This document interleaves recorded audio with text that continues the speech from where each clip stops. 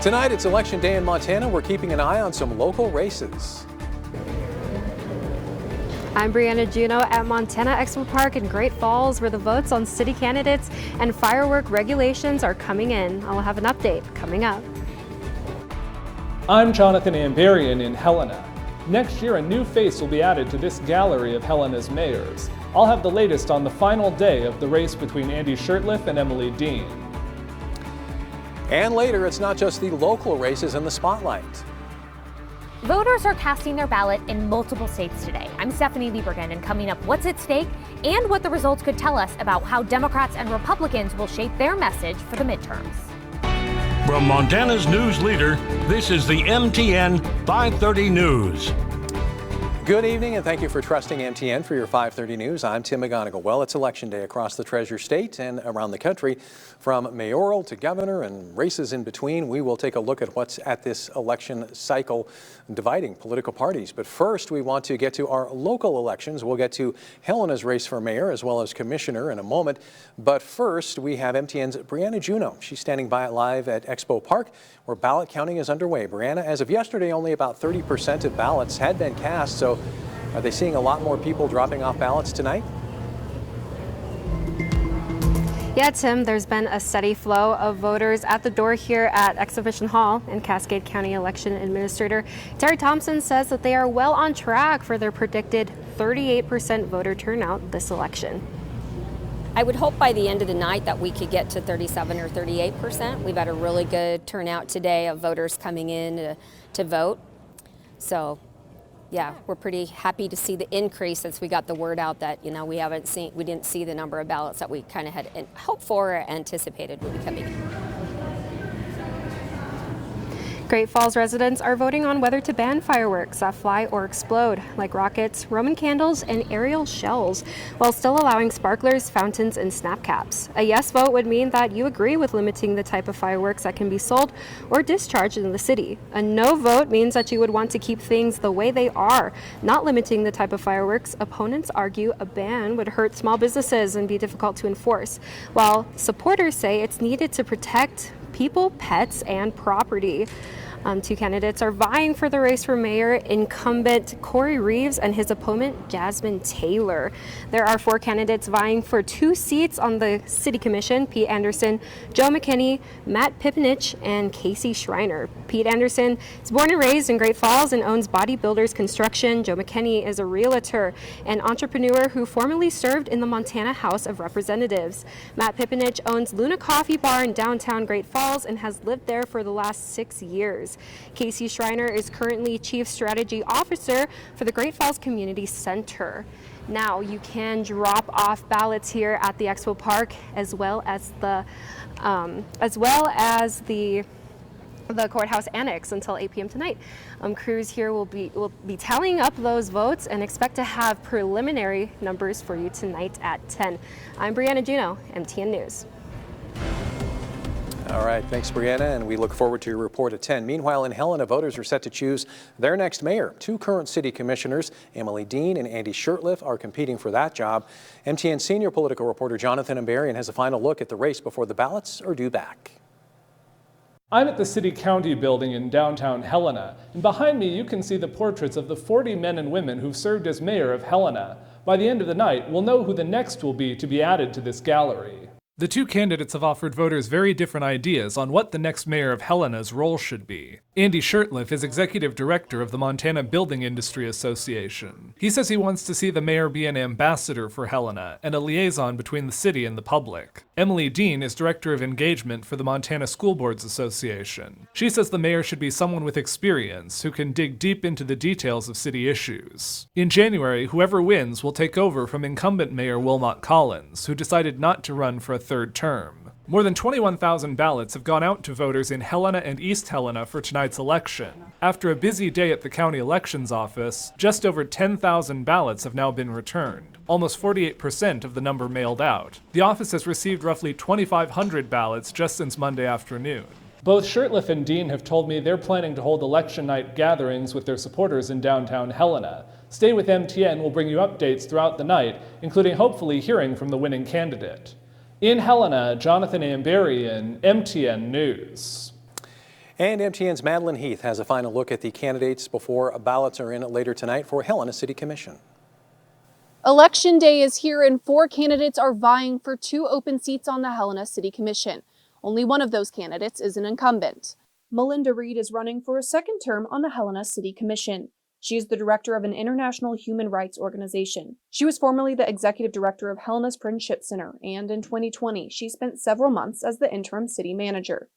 If re-elected, she hopes to finish what she started, making Helena more accessibility-friendly and affordable to live. Ben Rigby serves as the executive director of Montana Rural Water System and was previously the City of Helena Water Treatment Superintendent. He says his decade working for the city gave him a better understanding of how government works and hopes to take it back to the basics with infrastructure and housing affordability. Haley McKnight is the retail manager of a Helena business. This is McKnight's first time running for office, and she is the youngest of the 4 candidates. She has come under scrutiny for highly charged comments she said this summer to U.S. Senator Tim Sheehy. McKnight told MTN yesterday she regretted some of the language she used, but stood by her assertion his policies were harmful to Montanans. She declined speaking with MTN on Tuesday, saying she had received threats over the incident. Sean Whitewolf has previously ran for city commission in 2015. He also campaigned for Montana House as a Democrat in 2010, attempted to run for U.S. House as an independent in 2013, and ran for Lewis and Clark County Justice of the Peace in 2022. Whitewolf says he aims to better support local law enforcement and fire services, as well as address Helena's homeless issues. Now, the 2 commission seats up for election come from incumbent candidate Melinda Reed and Helena mayoral candidate Andy Shurtleff. For the latest updates on all races, you can visit us online. Reporting in Helena, Madeline Heath, MTN News.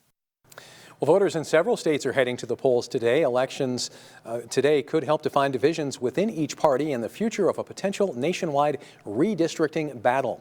Scripps News Group's Stephanie Liebergen reports. Hear ye, hear ye! The polls are now open! Voters from New Jersey to California headed to the polls on Tuesday. There's a major opportunity for change. Voters are choosing new governors in New Jersey and Virginia, a new mayor in New York City, and electing local leaders and weighing in on statewide measures in several other states. I am conservative, so that is how I vote because it lines up with my moral values. Off-year elections are often a referendum on whoever is in the White House. I think a big portion of this election has to do with Donald Trump. But voters are also concerned with the increased cost of living. Well, the first thing will be the same as the last thing, to focus on the cost of living crisis. Multiple candidates, including New York City mayoral candidate Zohran Mamdani, focus their campaigns on affordability. It's a playbook that every candidate can learn from. And the focus of that campaign has been affordability since day one. Political pollster and strategist Frank Luntz said Tuesday's results could help both parties determine their strategy for next year's midterms. And the outcomes could show us what the future of the Democratic Party might look like. Virginia Representative Don Beyer told Scripps News Group these 2025 candidates prove it does not have to be one size fits all. Mamdani is probably the right person for New York City, but not for Virginia, not for New Jersey. You know, Abigail and Mikey Sherrill both very much center-left candidates. They're moderates who will put kitchen table issues, our ability to afford our home and childcare, our ability to feel like the American dream is real for us. They'll make that the centerpiece for their leadership. Stephanie Liebergen, Scripps News Group, Arlington, Virginia. There have been some scattered rain and snow showers around throughout the day today as a disturbance has been impacting the state. The bulk of that precipitation has been in western portion of north central Montana as well as in the central part of the state. We have had partly to mostly cloudy skies throughout the day today as well. And over the past few hours, that precipitation has been tapering off, so most of us are currently dry, but still some isolated rain and mountain snow showers out there right now. It's also cool outside as temperatures are in the mid to upper 30s and low to mid 40s, and for a lot of us, our high temperatures today were well below average for this time of year. The wind, though, thankfully has been on the lighter side for a lot of us today, although it has been a bit breezy in eastern portion of north central Montana, where sustained wind speeds were between 10 and 20 miles per hour. We are going to have warmer temperatures tomorrow. There's also going to be a few rain and snow showers around once again. Wind will increase tomorrow night with widespread gusty to strong winds expected Thursday and Friday. I'll let you know how strong that wind is going to be in my full forecast in a few minutes. Thanks, Ryan. Well, the government shutdown has entered its 35th day, setting a record tomorrow as the longest in history. And air travel is becoming increasingly chaotic for millions of passengers. Today, traffic was halted at Reagan National Airport when a bomb threat was made against a United flight. The plane landed safely and was surrounded by police as passengers exited. Air traffic controllers working without pay have been calling out sick. More than 100 flights were delayed in Phoenix today due to staffing shortages. With controllers set to miss a second paycheck next week, Transportation Secretary Sean Duffy is warning of massive disruptions. Meanwhile, in Washington, another vote to reopen the government failed. Long lines at food banks are growing across the country as the shutdown continues. With an uncertain future, there's a growing strain for Montanans who rely on SNAP benefits, leaving many to turn to local food banks or other organizations. MTN's Quentin Shores shares how the community is stepping up to meet that need. We're in the business of feeding people at Teriyaki Madness, and our core value is people shouldn't go hungry. So we're going to see what we can do to help. Aaron Weissman, owner of Teriyaki Madness here in Great Falls, is just one of the many community members going out of their way to assist those in need during the government and SNAP benefit shutdown. We'll give you a junior chicken teriyaki bowl with white rice and veggies for about half off, which is $5. I wish we could do more, but but we're going to do what we can. Teriyaki Madness, DoorDash, Instacart, these companies are just some of the many that have been providing discounts, and anything helps as notices for health insurance premium hikes have been released alongside the shutdown of food stamps. We are accepting pay it forward. There's a lot of people that have come forward to pay forward some bowls for other people, and we've got a means of accommodating that as well. Because of the benefit cutoff, many locals in need of food are turning to food banks and pantries. Sadly, these organizations are only prepared for a couple of weeks to a couple of months at most if the shutdown continues. We're serving as a drop-off location for people to bring food in so we can give it to the Great Falls Area Community Food Bank. Edward Jones, like Sam's Club, and many others will have food drop-off bins for foods and supplies. Those who are able to give anything ranging from canned tuna, fruits, tomatoes, and canned beans are encouraged to do so. With the holiday coming up, we're looking for holiday food items as well. Gravy mixes, stuffed mixes, canned pumpkins, cranberry sauce, the works. We have neighbors, there's a lot of working class individuals, there's a lot of workers out there who rely on the SNAP benefits for food just to kind of get them over that threshold.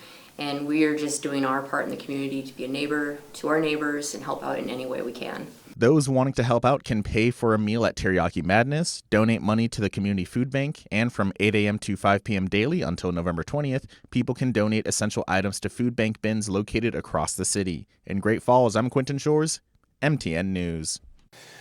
Montana Congressman Ryan Zinke is backing a constitutional amendment that would cut off pay for lawmakers during government shutdowns. Zinke announced his co-sponsorship of the proposal by South Carolina Congressman Ralph Norman. As of now, members of Congress continue to get paychecks during a government shutdown, but other federal workers go without pay. The amendment would change the current system, blocking congressional pay during a shutdown without back pay. Zinke says if the Congress fails to do its job, members shouldn't get a paycheck. The proposal would need approval from 2/3 from both the House and Senate and 3/4 of state legislatures to become law. Evan Charney and Helena, a local vet wants to make a splash by bringing dock diving to town. How a new pool could benefit both dogs and owners coming up. From Montana's news leader, you're watching the MTN 530 News. A Helena veterinarian and her dog have been diving their way to top honors nationwide, and now they want to bring the fun to the capital city.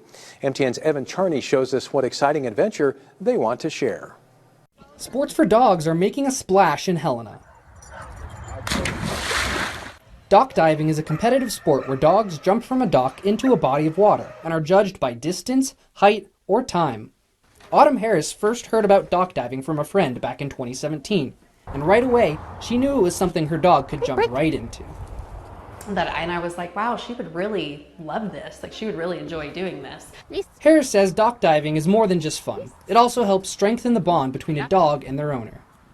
I love anything that allows owners and their dogs to be able to bond together. I love that, and that is definitely what the sport of dock diving does.